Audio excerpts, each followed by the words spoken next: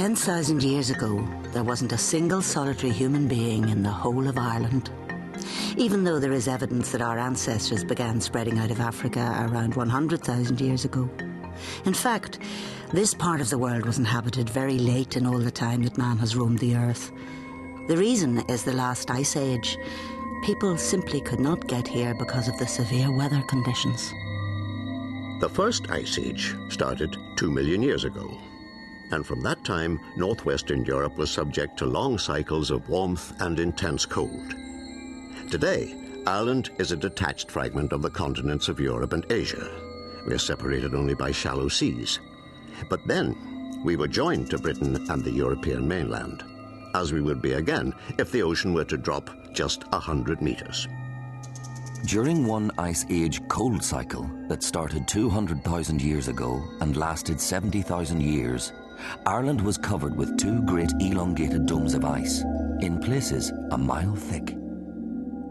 This period was followed by a warm spell of around 15,000 years, when the woolly mammoth and the musk ox roamed over grasslands. And then came the last Ice Age. The ice spread over the northern half of the country with additional ice caps in the Wicklow and Cork and Kerry mountains. The ice sheets finally began to dissolve about 15,000 years before the birth of Christ. They left behind a landscape scarred and smoothed by the retreating glaciers, which gouged U-shaped valleys and deep-sided corries. Soil and rocks had been shifted enormous distances and dumped as rubble in massive mounds of boulder clay, known as drumlins. There are tens of thousands of drumlins in Ireland, many of these stretching in a belt across southern Ulster from Strangford Lough to Donegal Bay. Meltwater flowing under the ice left behind sinuous ridges of gravel known as eskers. Often several miles long and up to 20 metres in height, these provided vital pathways later on across the boggy midlands. The bare earth was first colonised by grasses, sorrels and dwarf willow. Reindeer and the giant Irish deer grazed over this tundra. Then, these pioneering species were all but killed off by a 600-year cold snap.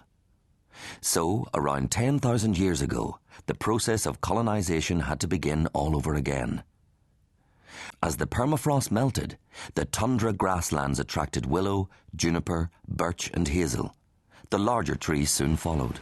It was now a race against time and the rising seas for plants and animals to reach Ireland. At first, so much water was still locked up in ice further north that land bridges with the European mainland remained open and crossable. Then sea